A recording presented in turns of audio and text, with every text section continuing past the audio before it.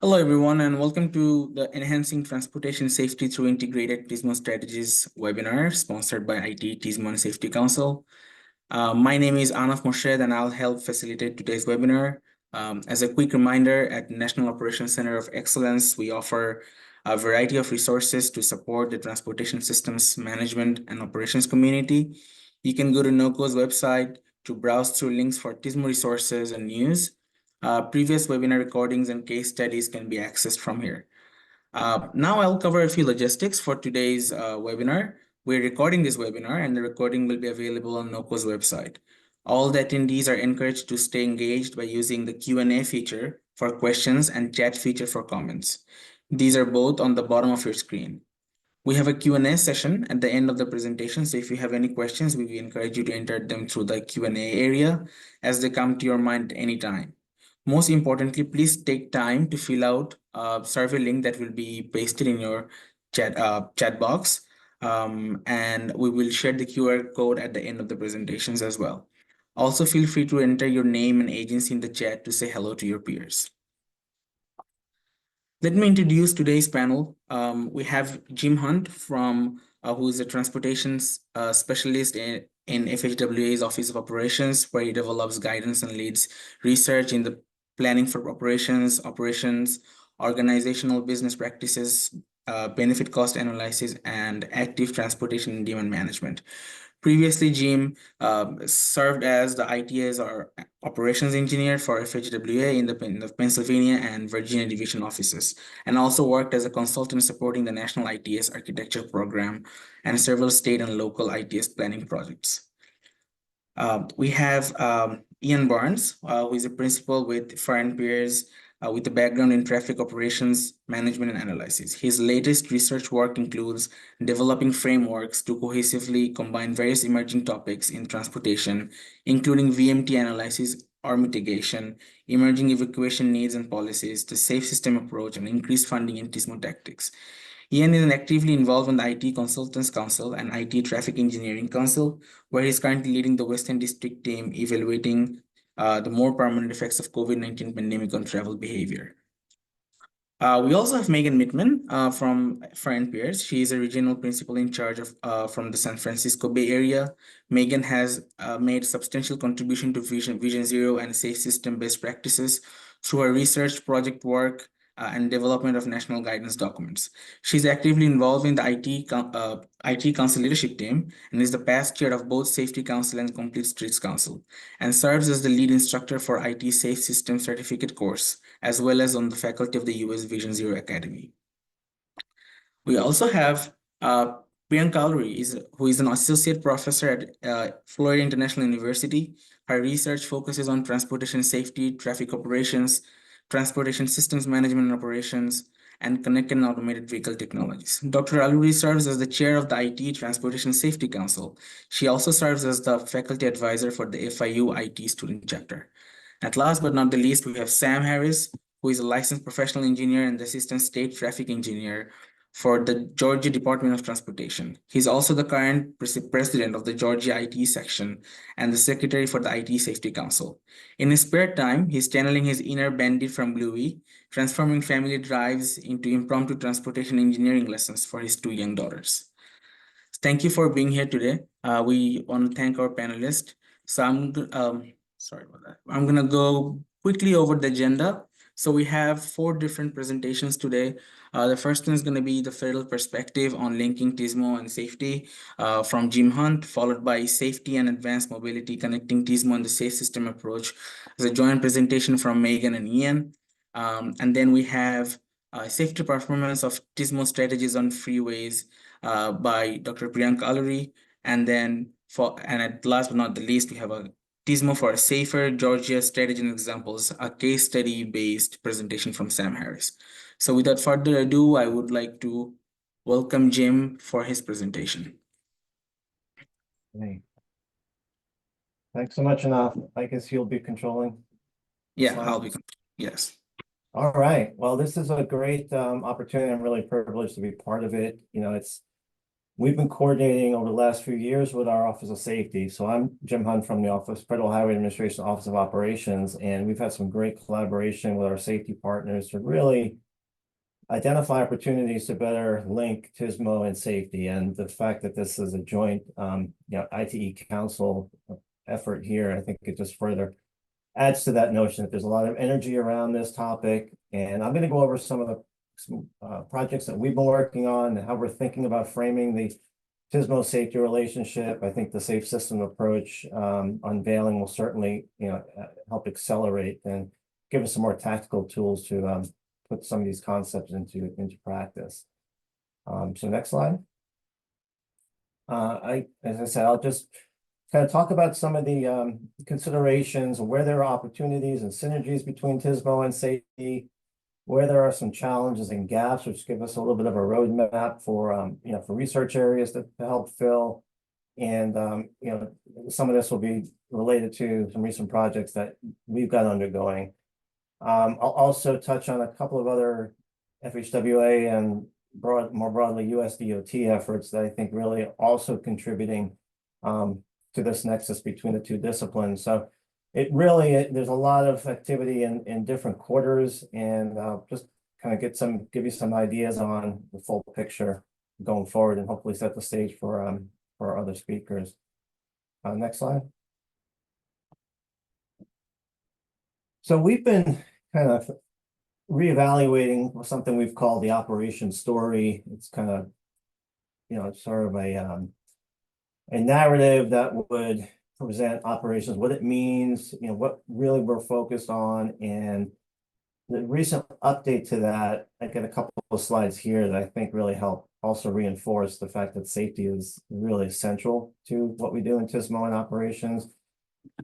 So traditionally there might be a sense that operations and TSMO improvements are really all about moving cars, improving throughput, getting, maximizing speed so folks can get to their origin, to their destination more quickly. And it's really oriented toward congestion management. And we just, like to emphasize that that's, certainly not the full picture. And there's a very heavy emphasis, has been, if you think about, historical operations programs, like in the work zone area, work zone safety mobility, or traffic incident management, or road weather management, there's always been a safety tie, but in a lot of cases it just hasn't really been formalized or integrated that well. So we're putting a focus on safety, even in our operation story. And the next couple of slides just are some illustrations that I use as part of that story. Imagine a world without operations, without pavement markings, without traffic control, without signing, without really management of multiple modes in real time. Obviously, we can see that there are direct links between good operations and effective safety and safety performance as well. The next slide is just another interesting walk down memory lane. It's actually a YouTube video that was spliced together from pictures from 1906 in San Francisco, sort of a streetscape scene, and showing just the chaos on this street with all the different modes, with the streetcars and the autos and the horse and buggies and bicyclists and pedestrians, and again, without really any management or operational guidance at all. So I think it's pretty clear that that's there is a strong relationship, and go into some more details on that here in the next few slides. We can go ahead enough. So let's say background and motivation. This was sort of our background on the project we completed, I think in 2022.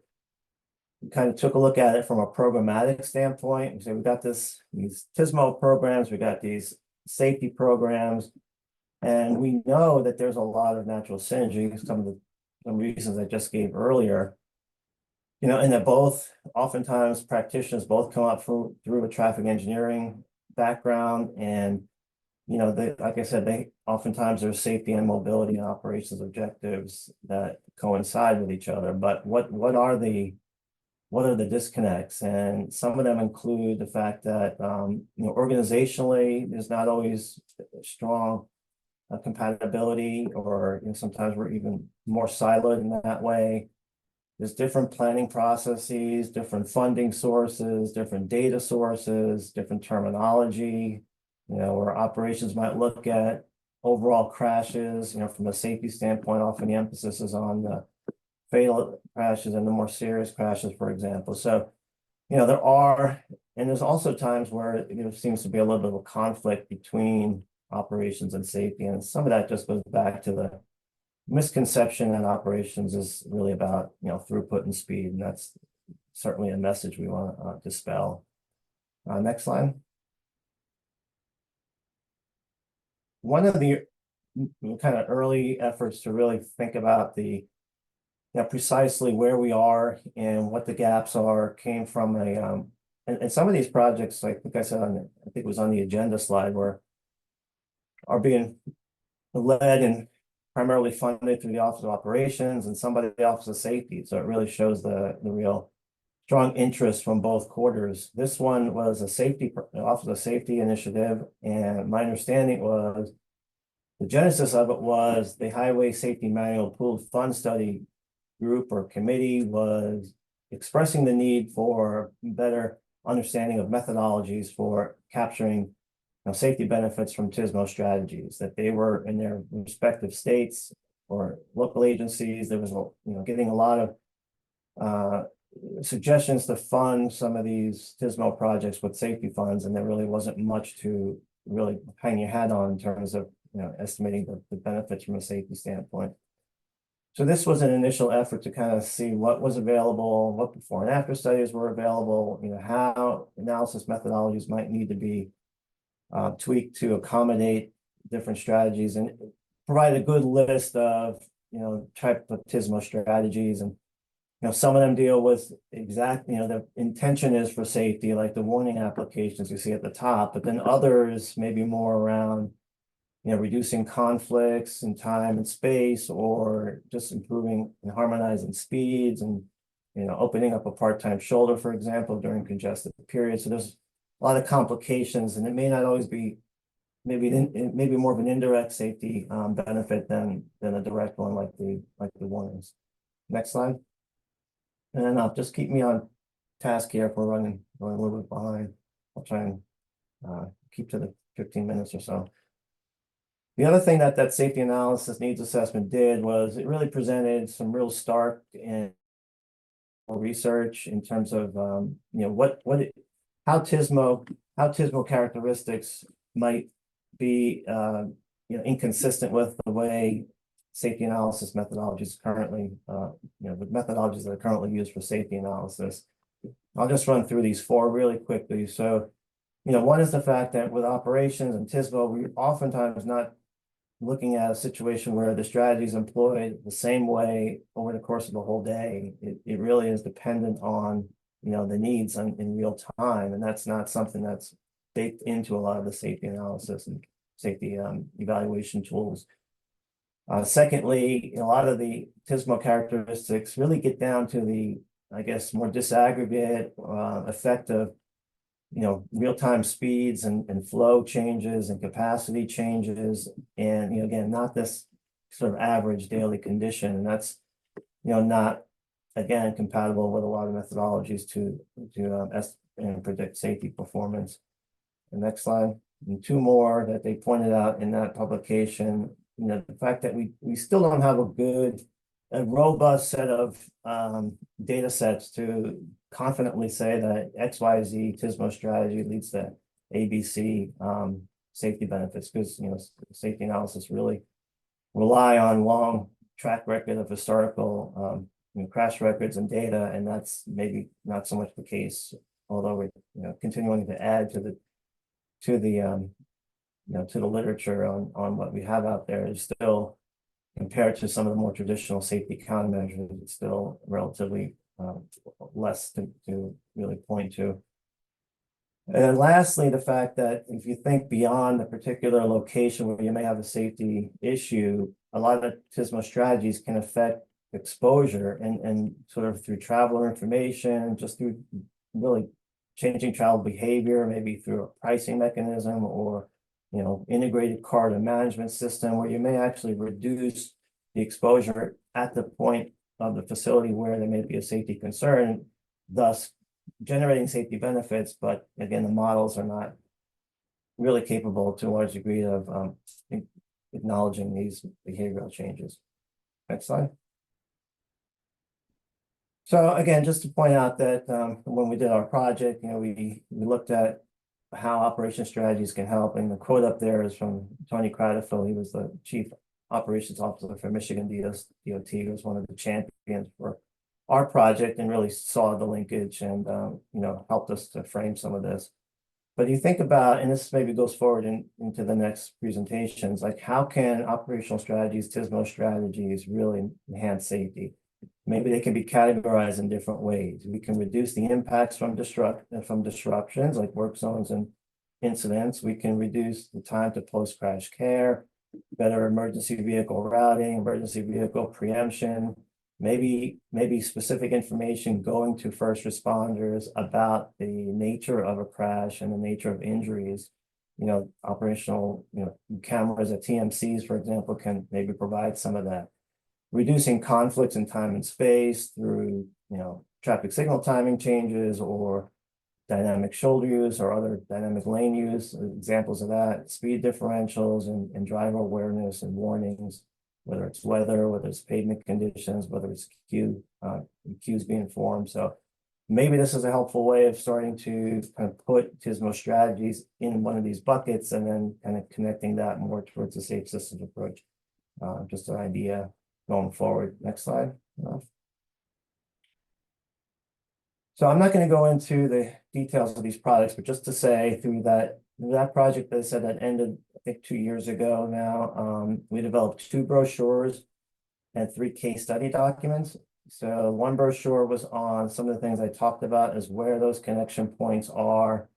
Another brochure got into more specific, strategies, again, aligned with whether it was a warning type strategy, whether it was a speed harmonization type strategy, whether it was reducing impacts from incidents and weather and things like that. So those are some good primers, I guess, on the whole conversation.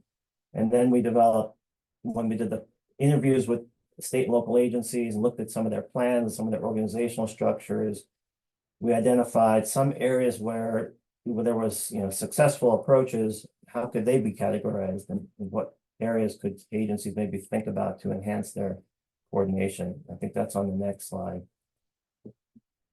And in the interest of time, I won't go through all of these, but just to show that there are, many opportunities in the kind of programmatic level to better sync operations and TSMO and safety, through performance management. For example, we have measures that relate to travel time reliability in the performance measure 3 rule.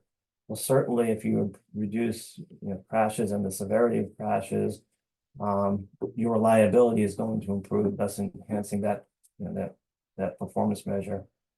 Data, in a lot of cases, we found good examples of where agencies were just simply overlaying their high crash locations with their congestion bottleneck locations, and often finding that there were treatments and solutions that they could target that were appropriate and helpful for both. Transportation planning, some agencies like Ohio DOT, they use a assessment tool, analytical assessment tool that looks at both operational measures and safety measures to identify locations that might be most suitable for TSMO deployments in the field. So anyway, just various ways in which we think this can be in mainstream, this concept of operations and safety can be mainstreamed in agencies. Next slide now. I'll kind of run through these real quick. So these are the case studies. We featured one state, and the neat thing about it in these brochures is we had a state DOT example and an MPO from that state example. So a planning application as well as a state DOT application. Arizona, Ohio, and Florida were featured there. Next slide. That led to a new project which is currently underway. In a nutshell, we're trying to see if there are, how we can incorporate more proactive approaches to safety using operations data in operation strategy. And again, try and bring some of these tools into the safety countermeasure toolbox and not really rely on as much, historical crash data where years go past before a project can be programmed and then implemented, but rather, we can observe things through operational systems and operational data in real time or near real time to really identify potential safety risks that may have, emanated sort of, that wasn't foreseen before, and really employ some approaches to deal with that, more quickly. And tools like, video analytics or connected, vehicle trajectories through connected car data, or braking data from, from vehicle, from OEM vehicle data sets, a variety of ways, real-time, traffic signal monitoring using LiDAR and other approaches to really improve pedestrian safety. So these would all be, good operational approaches that would be more proactive from a safety standpoint. So we're trying to kind of get our arms around the universe of applications there, at least a good portion of it, and then identify some research areas going forward. Get the next slide. As far as the research goes, go to the next slide enough. And this is, I'm sorry, this is just another pictorial for how it might work. If you think about traditional safety countermeasures, that really occurs at the end of this line from origin to destination, more focused on the infrastructure and the geometrics primarily. And kind of the concept behind this real-time effort is to recognize that along the journey, margin of destination, to really intervene for safety. Next slide. I won't go through these, but I mentioned that part of this project, we're identifying some research areas. I think there will be 10 or 12 that we came up with, and we're going to fully develop 3 for sort of NCHRP format so that they can then hopefully be be considered and maybe awarded. So that's an output from this project. Next slide. Also working on a complete streets primer and some fact sheets. And again, trying to, I think up till now, there's probably not been a lot of operational attention when it, TSMO focus when it comes to complete streets, a lot of energy around complete streets as well. And we're identifying some ways in which, TSMO professionals could enter that conversation, identify strategies, there's curb management strategies, parking management strategies, traffic signal strategies, of course. So there are things we can do from an operations standpoint to really complement complete streets designs and concepts. So that's been approved. It should be online in the hopefully next month or two. And that conclude with some things going on outside of our office, or at least outside of things I'm working on, also department-wide. We've got and I think I got the full title for that, but I wanted to emphasize because it ties right in. So it's the vehicle to everything deployment plan, but it's actually preface that with, it starts off by saying saving lives with connectivity. I understand will be the title. It's still not out yet, but I believe it's getting real close. So that'll certainly help kind of link the two areas together. The intersection safety challenge, it's going along. We've got, again, I got this information from our ITS Joint Program Office folks, but there's a 15 award winner prize winners were announced, and they're identifying or refining their algorithm to for the stage 1B phase. And again, that's looking at advanced sensing and machine learning to improve the safety at signalized intersections. So clear linkage to what we're talking about here. And the ITS Joint Program Office, through their Smart Community Resource Center, they have a whole set of resources on safety as well, including a set of videos looking at how ITS can support each of the elements of the safe system approach. And next slide. I think it's just shows that page what I just mentioned, and then the example of one of their videos, ITS and the safe speeds. And then lastly, we're taking a look at this product from our Office of Safety. Again, it wasn't necessarily related to TSMO, although there are opportunities to integrate TSMO, but the idea being, what strategies apply at what level of hierarchy on the roadway system. And we're trying to, we showed a long list of strategies earlier, but how can they be better targeted for the particular context? And one context would be, the type of characteristics of the roadway. So we're going to take a look and see if there are ways of better linking TSMO strategies into sort of a roadway design hierarchy as well, such as this. That's all I had.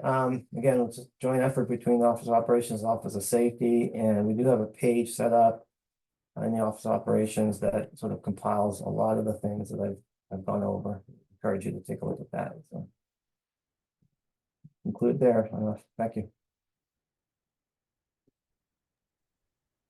Thank you, Jim. Thank you for your presentation. At this point, I'm going to invite Megan and Ian to go through their presentation. Ian, the floor is yours.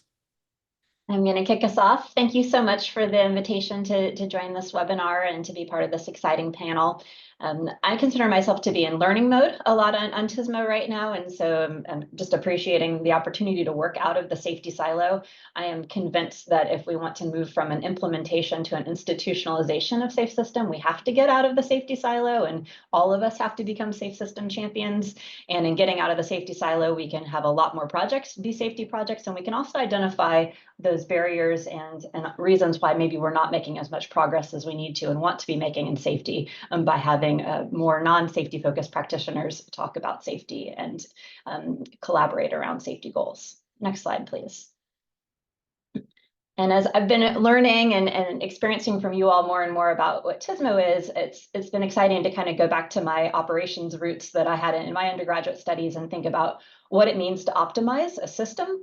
And I think we're going to talk a lot about tangible, specific kind of implementation strategies in this webinar, but I wanted just to take a moment to think about like the mindset of TSMO as I'm learning it and understanding it in terms of just getting more out of the existing system that we have without having to necessarily expand the system. And that's so important for safety because expansion often leads to more exposure to risk.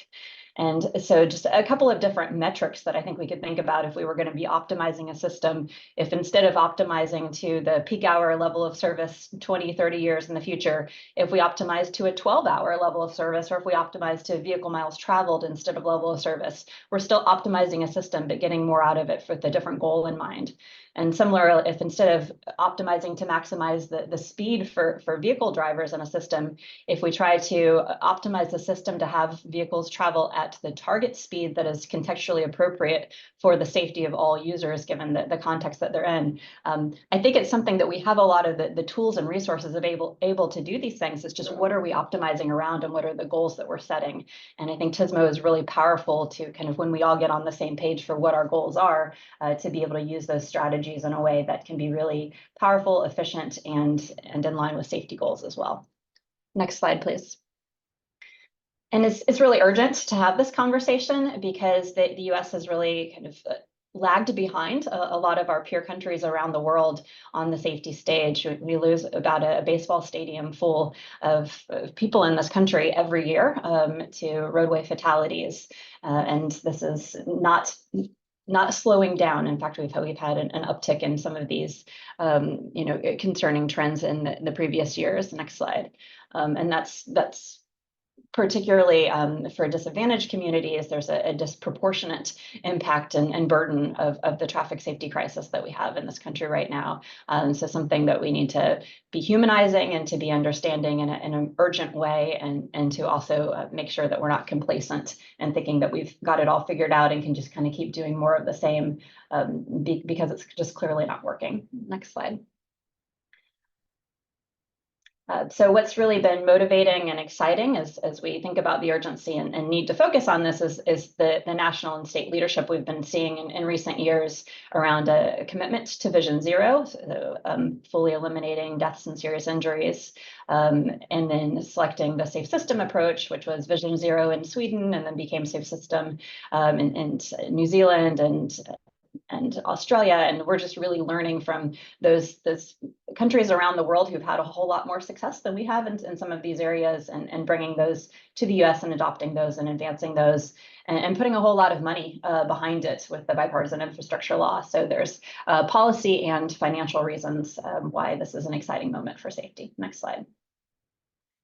So Luana and I teach a multi-part class on the safe system approach. I would encourage you to take that if you're interested in digging deeper. And the Federal Highway has a ton of really great resources to understand more about this. But it's really a reframing from the conventional ease of safety, engineering, education, enforcement, emergency services, into a much more multidisciplinary, getting out of the silos approach. And it's as important to look at the slices of the wheel as it is to read the statements and those principles around the perimeter of the wheel, because it really is a pretty big mindset shift in terms of what we're focusing on and prioritizing, and kind of where the responsibility lies for thinking about owning and addressing safety concerns. Next slide. And this image, I think, just does a good job of thinking about what that mindset shift is. For me, this mostly and foundationally comes back to, why do people get severely injured and die on our roads? And it's because of physics, right? It's kinetic energy. There's exposure, there's likelihood, and there's severity when a conflict happens. And whether it's a vehicle to an object, two vehicles to each other, a vehicle to vulnerable road users, and understanding the upstream causes for why those risks enter our system, and then the proactive ways that we can get out ahead of that. Some of that is learning from crash data, and a lot of it's not even waiting for crashes to happen, but understanding why risks exist in the system, and then having shared responsibility for addressing those risks, doing that proactively, and creating ideally a self-enforcing built environment, so that people who are humans and who will make mistakes are able to do that, and to travel within the system without having fatal consequences while they're traveling. Next slide. So this is a slide that Luana collaborated with me on about a year ago or so, I think, when we first started talking more about the TSMO and safe system overlap. And this gets more into the implementation of these, and just ways that we've got all kinds of really great TSMO strategies that are out there that can advance and overlap with the safe system approach, and do so proactively. We'll go to the next slide. And do so in a next slide, please.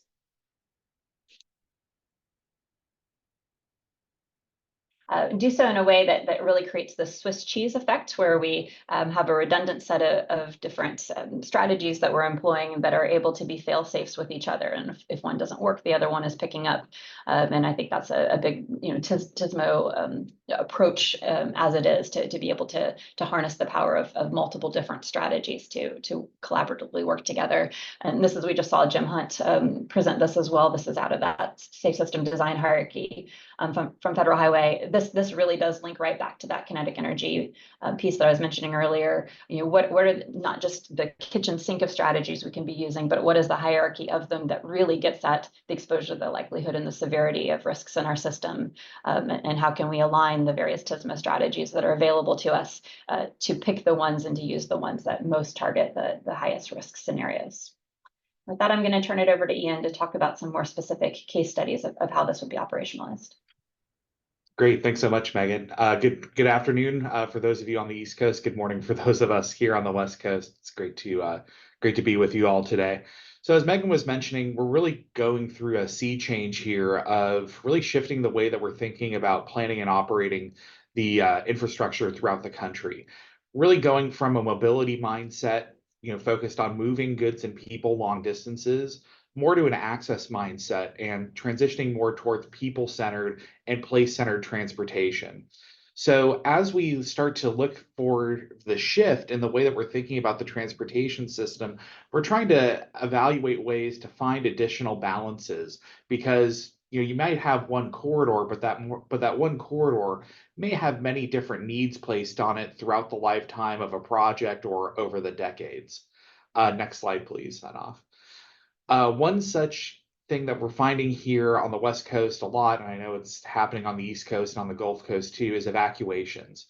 Many of our roadways serve both access and kind of our access and mobility in our day-to-day lives, and really thinking about safe systems for that 99.999% of days where everything's just kind of in normal operations. But then we have edge cases, such as evacuation, where in this case, mobility is going to be massively key in evacuating our communities away from threats going forward.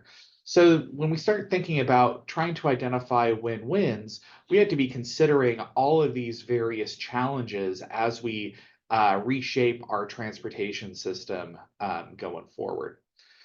As we hop into the next slide, please, and off, we're going to talk through a few kind of case studies of examples of TSMO strategies, first starting at the corridor level, and then working our way down to the individual or the vehicular level.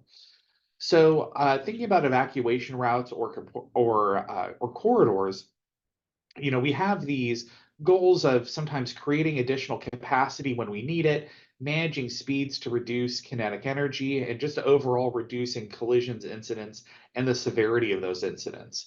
And so we have a number of tools in our tool belt, whether it be variable speed limits or lane management, changeable message signs, reversible lane, shoulder use, coordination across jurisdictions, and we'll get a little bit more into timing coordination and ramp metering here as well. But really thinking at the corridor level, how do we really constrain the capacity for the days when we don't need all of that, but then unlocking it going forward on the days that we do, in fact, need it? And so I think a really good example of this, as we move on to the next slide, please, Anaf, is as we start to get down to the intersection level, thinking about the ways that we're managing our intersection control. Thinking about adaptive signal timing plans or coordinated plans and thinking about how to use them proactively is really going to unlock, I think, key at the nodal level for the transportation system, a lot of great opportunities for us. So, for example, here thinking about constraining our capacity and really just trying to use our intersections as efficiently to reflect changing demand across all modes, including being able to override settings in emergency cases.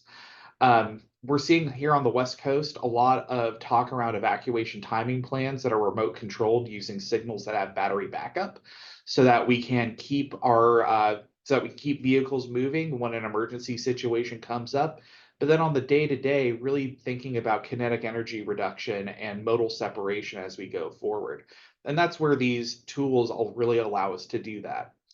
But there's also kind of this other aspect of this too that I think is really important for maybe kind of the more political, the storytelling, or the public acceptance cases, where these strategies can really be used to help create that separation between vulnerable road users without necessarily incurring more vehicle delay.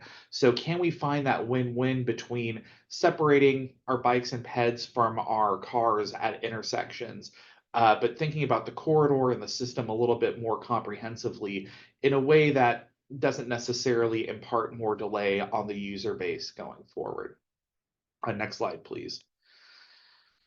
So as we start to think about, okay, now going from the corridor level with several intersections and now thinking about the streetscape itself, really thinking about flexible use spaces and being more flexible in the way that we use our curb to curb or building to building right of way width.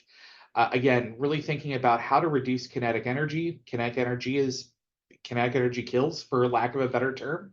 And so we need to be really creating space for different modes, different uses, and really activating the roadway space.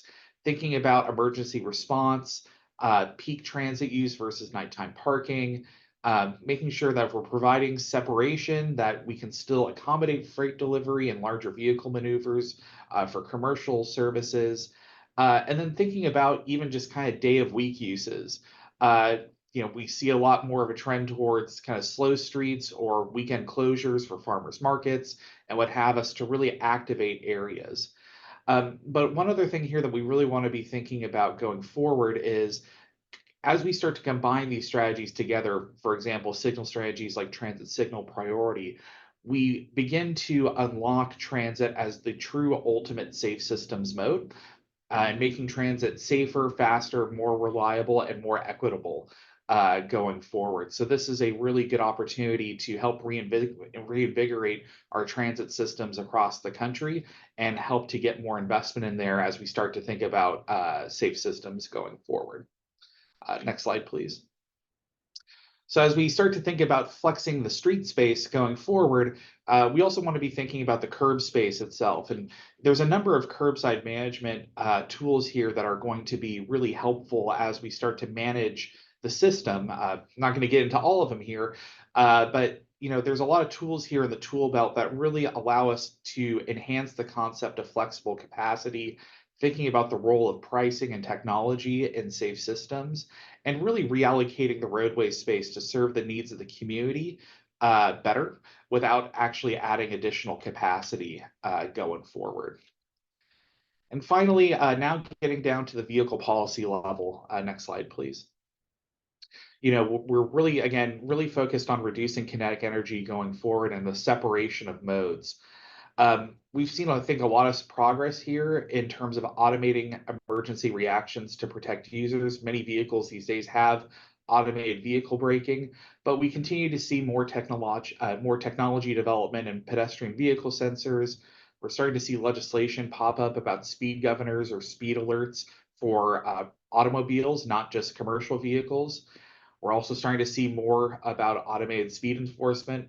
For those of us here in the Bay Area, we're going to be getting our first pilot projects for automated speed cameras. And then, of course, impaired driver sensors, as unfortunately, DWI continues to be a major safety issue going forward. I think that's that. On behalf of Megan, we'd like to thank everybody, and we'll turn it back over to Anaf. Thank you, Megan. Thank you, Ian. Thank you for your presentation. So we're going to move to the next presentation. So I'm requesting Dr. Allery. The floor is yours. Hello, thank you so much, Anaf. Can you hear me? Yes, I can hear you. Perfect. Hello, everybody. Thank you so much for joining this this session. And I would like to thank NOCoE and ITE for giving me this opportunity to talk a little bit about the research that I've been working on with respect to the safety performance of TSMO strategies with a special focus on freeways. Next slide, please. In this presentation, I'm going to briefly talk about what is TSMO and the need for TSMO. And I'm sure Jim, Megan, and Ian have already spoken about these topics, but so I'll just fly through those. And then I'll spend a little bit more time on 4 very specific TSMO strategies that are applicable or usually deployed on freeways. And these are RAM meters, dynamic message signs, the road ranger service patrol, and the rapid incident scene clearance. Next slide, please.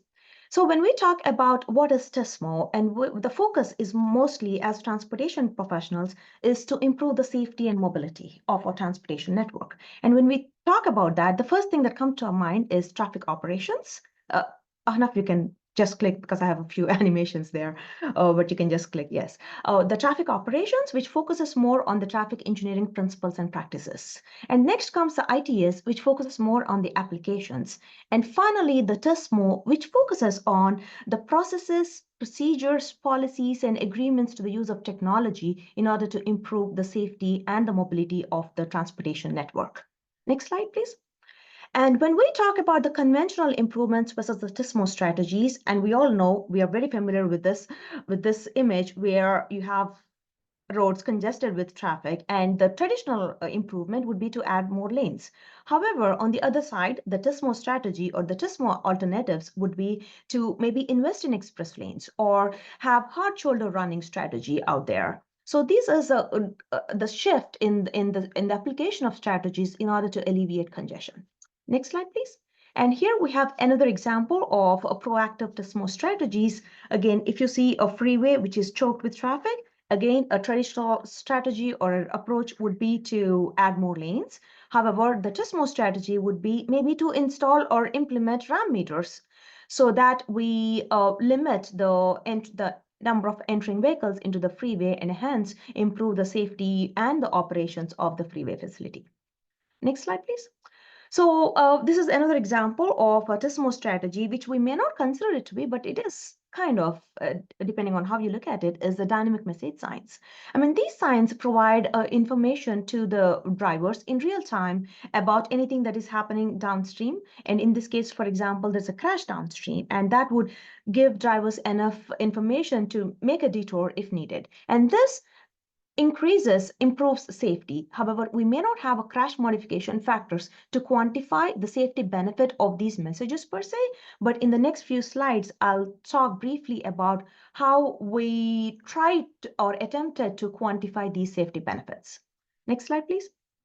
And when we talk about TSMO strategies, I want to consider them as to be integrated because these strategies are not implemented or deployed or operated in silos. For example, on any typical roadway, for example, in South Florida, we have multiple TSMO strategies operational at the same time. We have the TMC operators, which use the CCTV cameras. We have the FHP, the Florida Highway Patrol on call. We have the dynamic message signs, and we also have the express lanes operational. Just wanted to mention that when we look at the safety benefits or any benefits for that matter of TSMO strategies, we have to sometimes look at them as a group, as an integrated set of strategies and not just as one strategy. Next slide, please. And also, one of the major interesting aspects of TSMO strategies are that they are evaluated based on performance. These are all performance-based. And on this slide, on the left side, what you see are a few of the performance metrics that are generally used by the DOTs in order to evaluate the benefits of the TSMO strategies.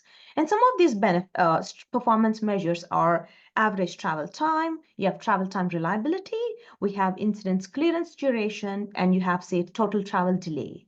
So these 4 performance measures are mobility-based or operational-based. And if you look at the other side, when we focus on the safety, what we have are the performance measures are crashes, and we also have something called secondary crashes and also other surrogate or indirect measures of safety, which would be a change in travel speeds, change in a lane changing behavior, for example.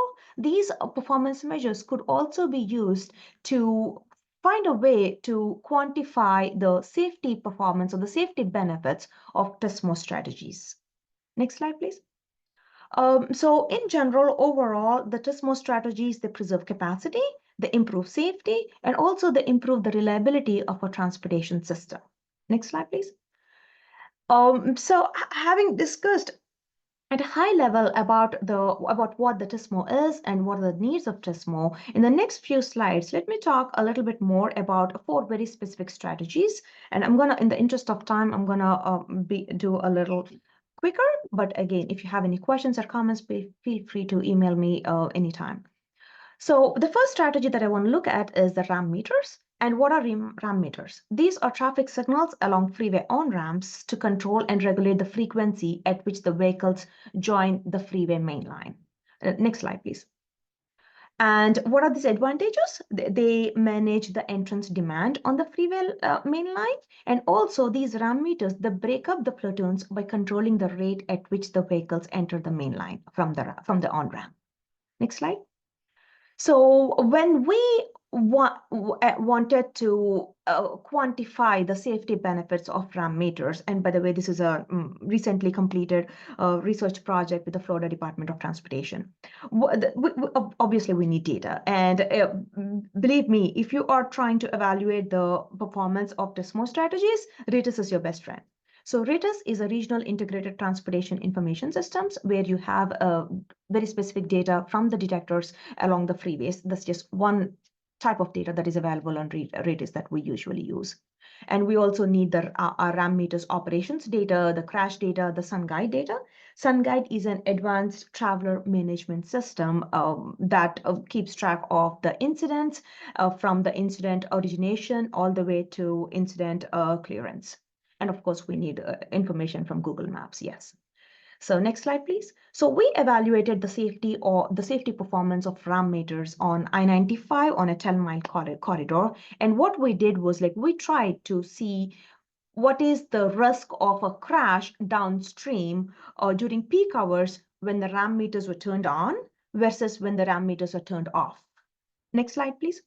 And what we found is that RAM meters, again, during peak hours, decrease the crash risk downstream by about 41%. That is a good performance metric that we could use, or the department or the agencies could use in order to justify the implementation or the deployment of RAM meters. I have other statistics here, but in the interest of time, let me move to the next one. The next strategy that we have that I wanted to talk about is dynamic message signs. These are the programmable electronic signs that are used for disseminating real-time information. Sometimes the information is just the information like buckle up or click it or ticket. Sometimes it's information about the travel times, but also there are times where we have information about crash ahead or lane closure ahead or the shoulder blockage ahead that gives enough information for the drivers upstream to decide what to do, or at least maybe to be cautious about the traffic downstream. Next slide. So what we tried to do, well, I mean, some of the advantages of dynamic message signs are they reduce secondary crashes, they minimize travel delays, and they enable the fast and appropriate response to incidents. And finally, they assist motorists make informed routing decisions, which will again improve not only the safety, but also the operational performance of the entire freeway corridor. Next slide, please.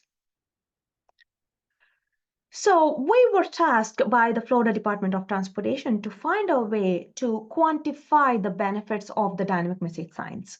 As you may be aware that quantifying the benefits of DMS is not easy because it is not a roadway improvement. We are not like installing guardrails where you could just come up with a crash modification factor, because these DMS message signs, they display different types of information and for different durations of time. They would be displaying for like 5 minutes versus for the whole day, and also the type of the message changes. So what we did was like we looked at the I-95 corridor and we looked at 23 dynamic message signs, and we used the crash data. We used the RATIS data, basically the real-time traffic data, which includes speed, occupancy, and volume. And we also used the DMS location data and the DMS logs that tells you the timestamp and the actual message that is being displayed. Next slide, please. And you can skip to the next slide. This is just the benefits. So what we did was we wanted to quantify the benefit of if the DMS message sign displays a crash-related message.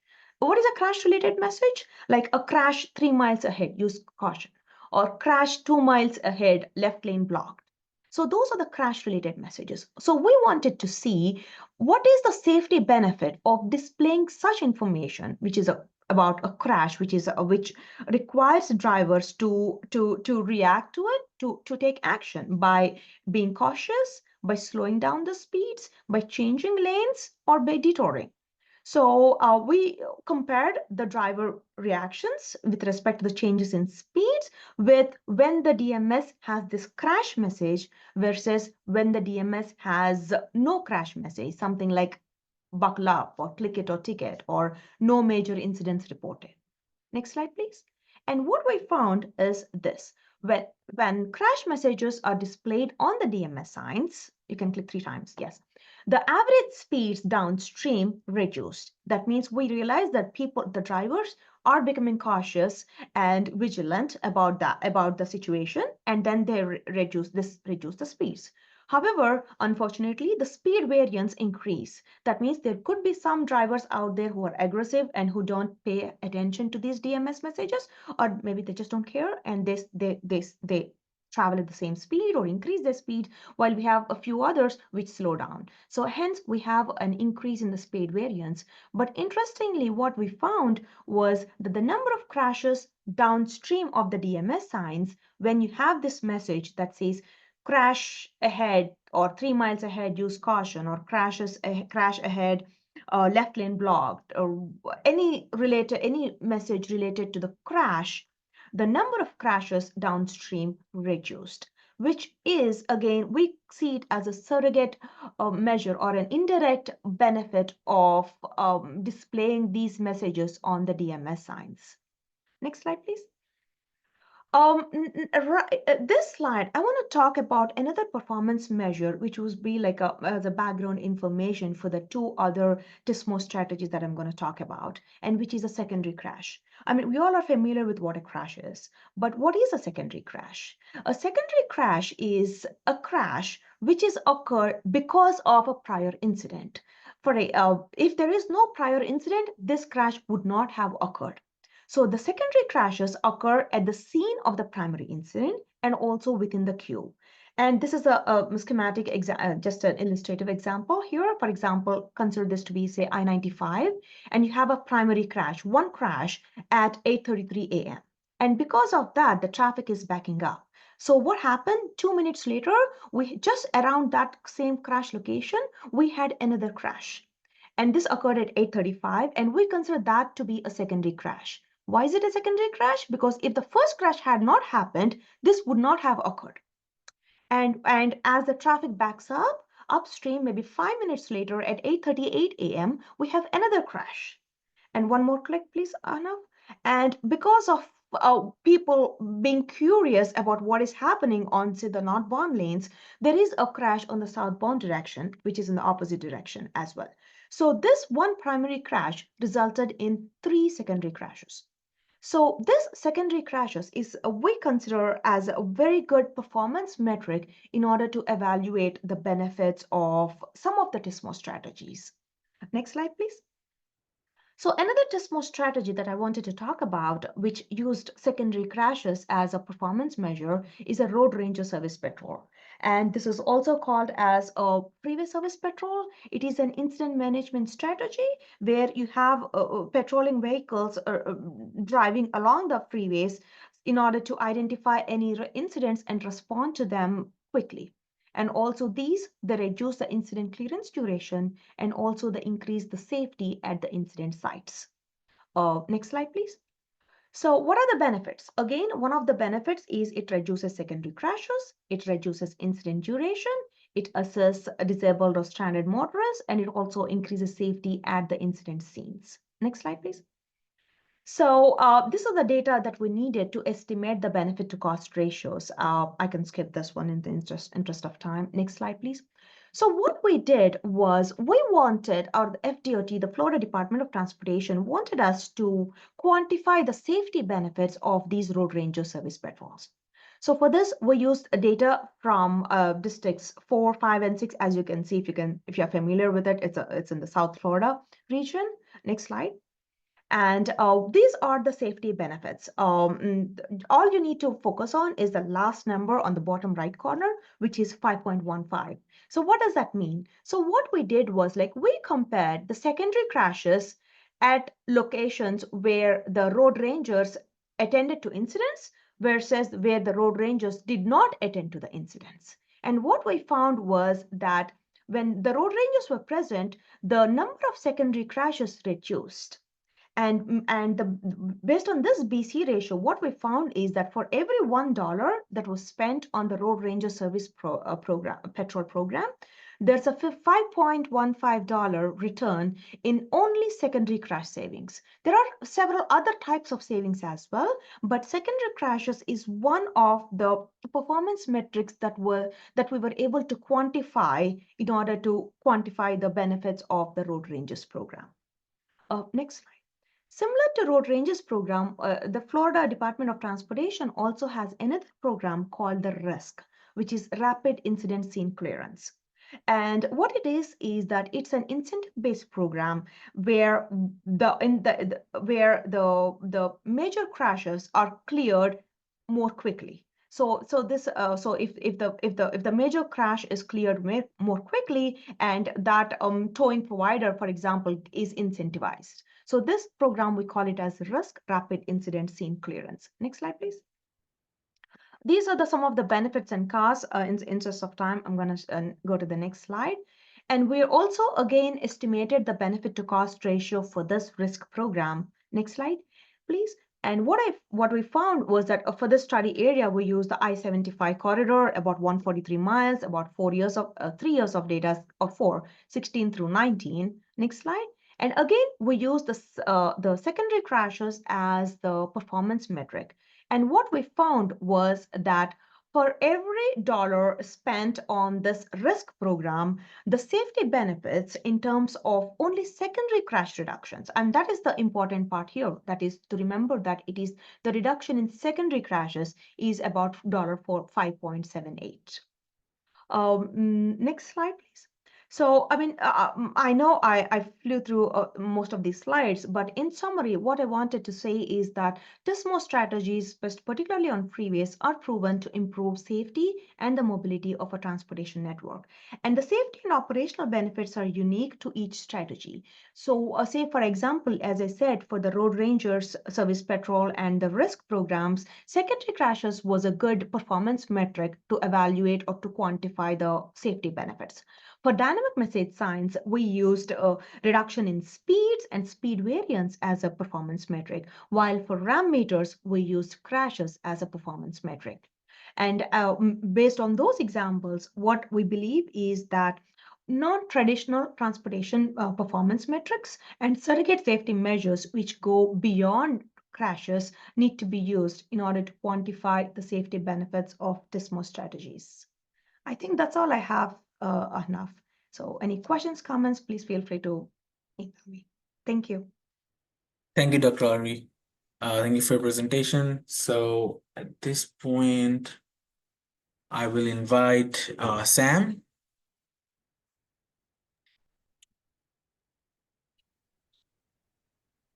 All right.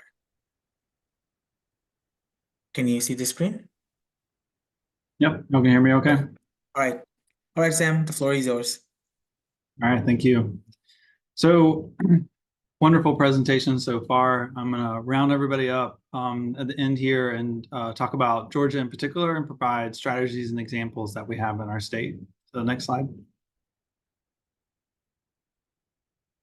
So the goal of the presentation, I want to be able to provide these TSMO strategies and link them together and build upon the presentations that have already been provided to you today and build upon that safe system approach while still, hitting addressing the mobility needs as along with the safety needs. So we're also going to be showcasing the 5 elements for the safe system approach through the presentation with that safe speed, post-crash care, safe vehicles, safe roadway users, and safe roads. So next one.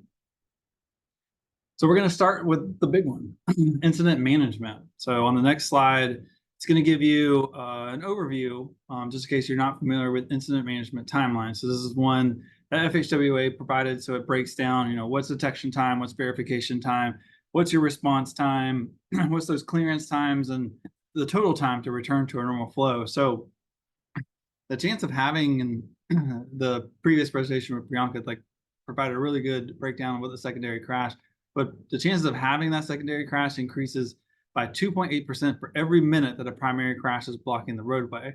So streamlining that clearance and getting that return to normal operations is especially important for the safety on our roadways.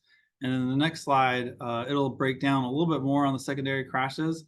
I'll skip the first point since it was so well said in the previous presentation, but every 1 minute of lane closure results in around 5 minutes of delay, which will continue to compound as more vehicles get into the queue, which secondary crashes increases that risk of the fatalities and serious injuries significantly. In fact, secondary crashes are around 18% of our total fatalities on our highways. That is a big chunk. That's not a small percentage. So if we are in the safe system approach, this is an area that obviously needs to be looked at, and especially through presentations like this and through practitioners, but also the presence of law enforcement. Having that quick response on scene has shown to significantly reduce the likelihood of those secondary crashes by managing those traffic flows, but also clearing those incidents. And the next slide, I wanted to highlight as well something that we've seen here in Georgia, but I'm sure other states have seen as well. But individuals that actually get out their vehicle on our interstate system, they are put at an extreme risk. And being able to provide them with a resource so where you don't have to get out your vehicle is immensely important. So on the left-hand side, that is AstroWare safety, that's new metric, and that's what we use here in Georgia. That's showcasing over the past 10 years the crashes associated with someone getting out of their vehicle and being struck while changing their tire. That's a total of 85 crashes, with 32% of those being fatal.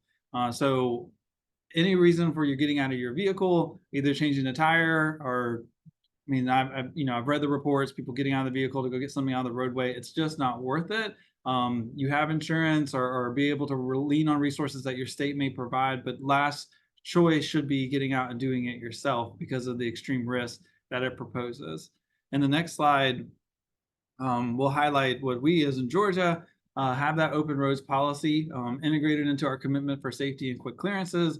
It's a partnership not only with the Department of Transportation, but throughout many stakeholders, 155 agencies has made this commitment.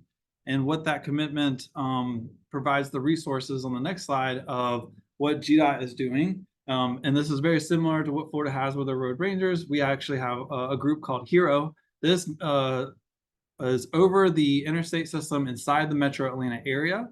And this is at any point a citizen can call 511 to be able to request this. These are first responders and are often the first people to arrive on an incident, or if it's a broken down vehicle. Or they also can provide, they can change your tire, they can give you up to 5 gallons of gas, etc. So average arrive on scene, 7.8 minutes, but for the time on scene, here on scene is 14.4 minutes. You know, lanes cleared, clearance time is 26 minutes, shoulder cleared 32 minutes. And again, these are metrics that we definitely are reviewing in order to make sure that we're doing the best we can to be able to provide a great resource to our citizens, which then on the next slide expands us to what we do outside the metro Atlanta area is with a group called CHAMP. This is another program to be able to go out and actually help people that are, you know, involved in a crash. Again, these are usually the first people on the scene. It also helps them with various things in terms of being able to remove objects from the roadway as well, which is particularly important, especially from a crash perspective. On the next slide, I want to tie in a resource that we have within the department. It's actually a project with Carbine. This is something that when a motorist requests when they actually call 511 requesting a HERO or CHAMP assistance and they're not sure of their location, then an operator can launch the C-Light tool from their desktop. So it essentially sends a link to the motorist's cell phone, like getting their permission to do that. And that's how we're able to retrieve their exact location, which that has reduced like that time in order to identify that location and actually get someone out there by 23 minutes to 3 minutes. So it's a huge resource for us to be able to have that. On the next slide, it talks about our automated incident detection. We do have this on our Interstate 475 and expanding upon that. This is particularly important, especially being able to identify incidents and being very quick to be able to get a first responder out there to be able to assess the situation. These in particular, we've seen that they've been able to reduce incident reporting by 3 to 6 minutes in urban settings and 6 to 8 minutes in the rural setting. So every minute counts. So this is a resource that we can confirm is worth the look at. On the next slide, I'm going to talk about our towing and recovery incentive program, which is called TRIP. This is we have freeway segments assigned to towing services. So these towing services they're pre-approved. And they actually receive incentive in forms of payments to be able to get out there and clear a crash from the roadway. Again, reducing that time that the vehicle or vehicles are in the roadway is immensely important to be able to prevent things like that secondary crash. And we've seen since the inception of the program back in 2008, 53 minutes was what we were measuring then. In 2021, down to 35 minutes. And that grew the BC for the program from a 10 all the way up to nearly a 27 BC. So lots of return on investment for Georgia's taxpayers on that one. Next slide shows the impact of that trip. Again, going from 08 to this graph actually shows to 2022, a little over 2,600 trip events. Again, with that average clearance time recently with the 35 minutes, really emphasizing like the number of times that this resource is being tapped into and what a benefit it's providing us. Next up on the next slide is going to talk about the major event action review evaluation. So every time we have an incident, we actually have a dedicated team to go through the data to better understand how we performed in such incident. So they're using RIDIS and being able to, go back a couple, sorry. There we go. Thank you. They're being able to use RIDIS again. Priyanka brought that up last time. It's an immense resource for us to be able to utilize those data sets, those tools, and ultimately come up with the recognition of what the impact was to the motorist, but also value what is coming out of it in terms of, do we need to do more training in this area, or do we need to change procedures in this area? So on the next slide, it's going to talk about our static commercial vehicle safety alerting. So this is a partnership with DriveWise that we have. So it sends predetermined messages to commercial motor vehicles in-cab systems. So it's warnings such as like sharp curves, congestion, merging ahead. DriveWise has a network of over 2.5 million trucks. So any of those trucks that opt into this, they are getting these notifications. And what we've seen on our analysis so far, that has resulted in a 10 to 20% reduction in hard braking, which is outstanding, because that means that you have that reduction in rear end collisions, which then improves the safety of the roadway. Because when these type of vehicles get into a crash, especially with a passenger car, it tends to be high severity. On the next slide, it talks about the same type of partnership, but it talks about the dynamic commercial vehicle safety alerting. And the difference in this one is that we can actually geofence events, either dynamically or automatically, and those are actually sent out to the users that are getting the alert. So that has shown to be a benefit as well. On the next slide, going to touch on the traffic signal corridor retiming and fine tuning. This is actually through our SIGOPS program here at the Georgia Department of Transportation. This is a program that's dedicated to the active management of our traffic signals, which is, I mean, well over 9,000 throughout the state of signals. They do immense across the board, do various different things, but highlighting in terms of the safety. I mean, again, you coming into that user delay from the RIDIS, looking at the signal metrics, you know, at any intersection that we have the detection, or for the instance like push button activations. You know, we have very limited pedestrian data that's out and available to us, so we're able to tap into that to be able to understand even trends of how pedestrians are using our signalized system. That has been very helpful. Arterial speed progression management, emergency vehicle preemption, ramp metering, left turn analysis. So on the right hand side, that's the AshToware safety tool again. With NOMetric, we actually have built out tools to be able to dissect the left turns by direction for any given intersection, which then helps prioritize locations to be able to determine what type of phasing, left turn phasing should be there. Leading pedestrian intervals too. I mean, we talked about breaking those silos. I take pride that I'm able to work with our operations group, especially this group. We're actually actively doing a project together, piloting passive ped detection in some school areas, and it's a collaborative effort that is going quite well. Next slide is automated enforcement. We do have a Georgia law 14-18 to be able to allow us to do automated enforcement in school zones. This is relatively new, about 1.5 years to maybe 2 years. This is a proven safety countermeasure. We have over 290 schools in Georgia that actually has an automated enforcement school zone. Most of them are elementary schools, but represent well over half the counties in the state. And that number is just going to continue to grow. We actually also have an ongoing research project with a local university to look at the impacts of this in terms of speed reduction and crash reduction, and we're hoping to get a CMF out of that.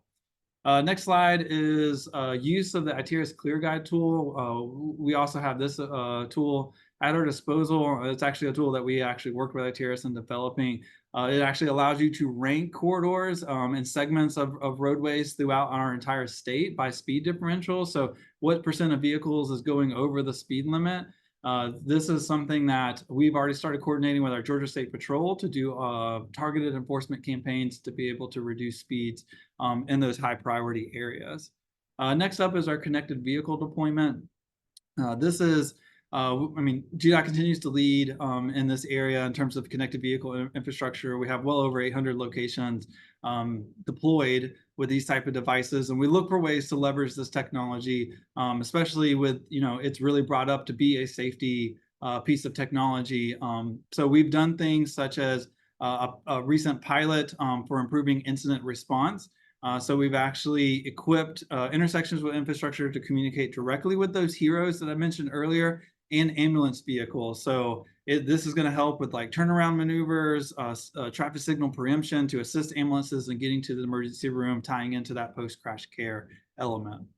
Next up is our travel information system. This is also something that we see a lot of benefit in, especially when it comes to safely getting people home. This is, we have integration with Waze in this. You have the ability to actually request Hero or Champ through this. You can program your trips into this. It would actually provide you with information on your travel time, any types of slowdowns associated with that. It can also email you. The next up is actually something really, really new. This actually debuted August 1st for us here at the DOT. This is something I've been working on since the beginning of the year, but we actually just come out with an app.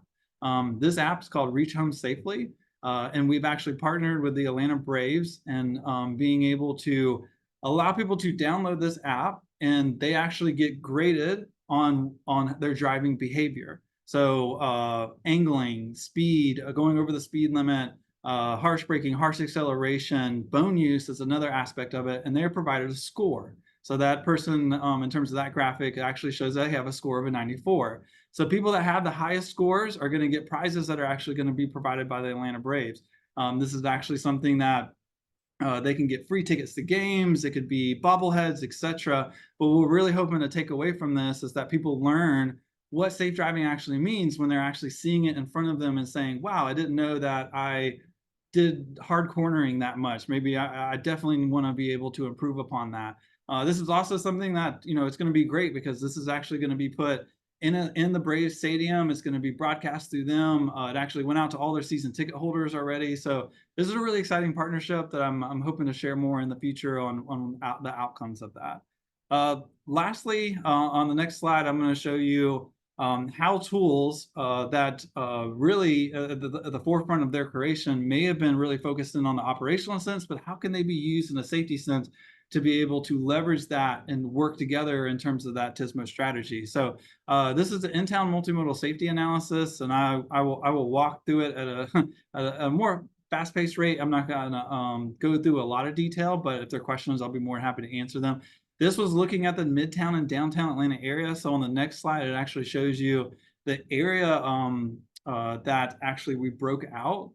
So next slide, sorry. There you go. So the blue line is actually what we call the belt line. So if you're not familiar with Atlanta, and if you haven't been on the belt line, I very much invite you to check it out. So essentially, this actually came from a thesis out of Georgia Tech, and it is an old railroad that we're turning into a mixed-use trail for other people to be able to use. When I say we, it's this, the Beltline is its own entity, and we, as in the department, help out in any way we can. But this has a main gravitation pull for people that are walking and biking. So it was a really a great boundary for us to look at, and we looked at every state route that was in this boundary for any type of improvement. And so what are those improvements? On the next slide, we looked at a bunch of different design configurations of, buffered bike lanes, lighting, road diets, side paths, any type of streetscape elements. Everything was on the table for us in this evaluation because we wanted to be able to reutilize the roadway, the existing roadway, and be able to fast track projects, meaning that we don't want any right of way or anything that has major utility, etc. We wanted to be able to fast track these projects and prioritize them in order to build a connected network for multimodal use. So on the next slide, it'll really showcase, there's always that perception, okay, you're taking a lane away from me, then you essentially have taken capacity from me, and this is going to operate worse. Well, that is not necessarily the case on a vast majority of the time when these type of roadway transformational projects are implemented. It really creates an order to the chaos, especially when you have a configuration like the 4-lane undivided with no turn lanes. You have a lot of weaving that occurs, people stopping suddenly for making left-hand turns. So oftentimes those inner lanes, the utilization rate is sometimes very low. So on some of the projects here we've done in Atlanta, the utilization rate that we calculated was 15%. So when we were able to discuss that with the public and tell them, you think this lane is getting used a lot, but it's getting used 15% of the time. So that's a lot of extra, that proves that we can reutilize this space. So on the next slide, I'll show you that we went through a lot of evaluation in terms of the crash data. On the next slide, it shows that density change in the crash data. Wanted to know, again, we're trying to prioritize these corridors. So we're looking at safety is obviously going to be a huge weighted factor into what we're looking at in that prioritization. And the next slide, it shows that we actually also looked at our heavy rail, which is called MARTA in Atlanta. we use that as a parameter in looking at this. Where do you have the most crashes associated with these MARTA stations? And that will help prioritize, again, looking at that connectivity of this entire network of the Midtown downtown area. So on the next slide, it actually brings us to RITUS again, to the congestion scan. So my original background was in operations as well. And so when I used this, I was using it to find where the congestion was and let me fix that congestion. Well, jumping into leading the safety program here at the department, I said, well, why don't we just use it for the opposite? Let's go find locations that we have plenty of green, meaning that we had plenty of capacity to be able to prove to people that you don't need these lanes. We can repurpose these lanes. So this is a tool, again, like what I mentioned earlier, that it had a thought process more for the operations side of it, but they can be used in a safety capacity as well. So on the next slide, it shows that we actually developed these cheat sheets, and we passed these out to stakeholders when we had conversations to digest information. There's a lot of information on here, but we try to make it digestible. So you have, average distance to cross for pedestrians, the speed limit, the crashes, the crash density, the congestion scans, etc. Like this was all meant to be able to set us up for success in terms of, again, prioritizing those corridors and actually building it out. So on the next slide, to fast forward 4 years, because that's about where we're at, this was the end result of that presentation, and we actually came up with, hey, what could be considered, what's recommended, etc. So as you can see, there are some that are currently in design, some that are in construction, some that are complete, and some that are still in analysis, but a vast majority of them are very much along their way. And a really good case example of why all that was important is right here on the right-hand side. This is a State Route 154, Trinity Avenue, that goes right in front of a city hall for Atlanta.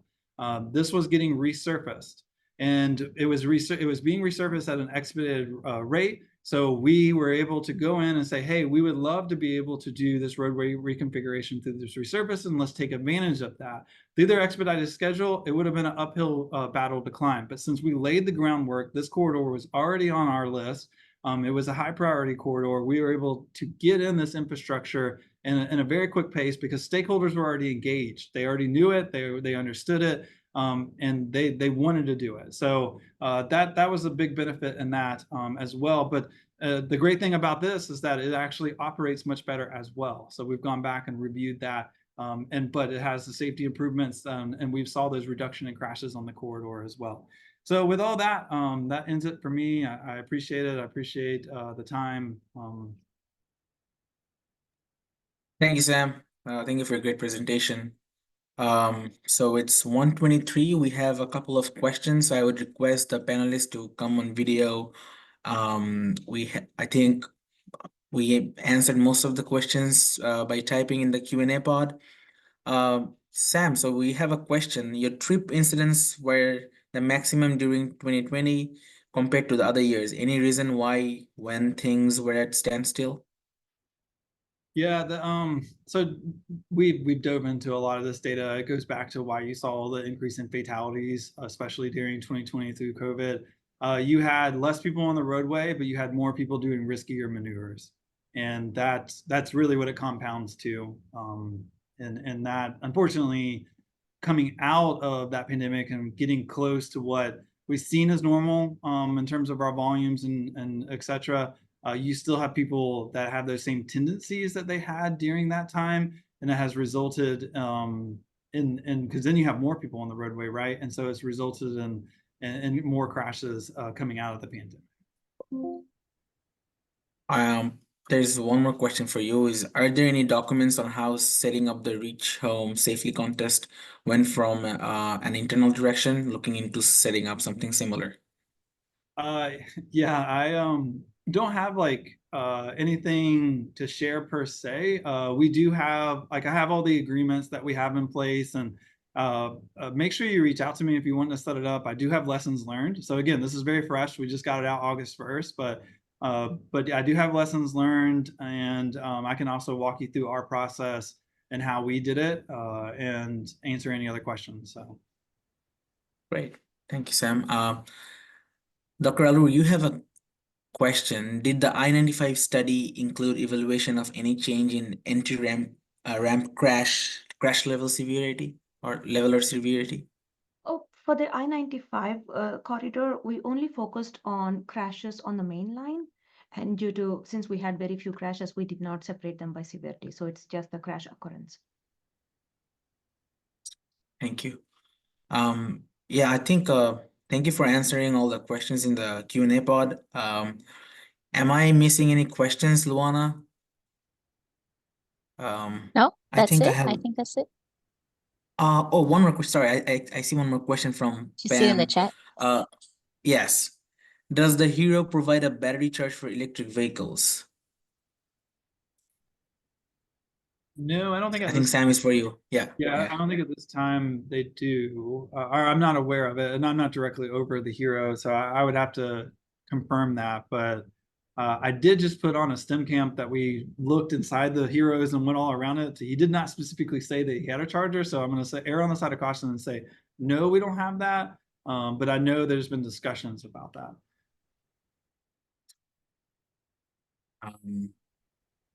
I don't think we have any more questions. So I just want to say thank you to all for presenting great presentations, and this webinar is going to be recorded and it's going to be in NOCoE website. Thank you for being here today, and I also thank our participants for their valuable questions. So have a great day, and see you later.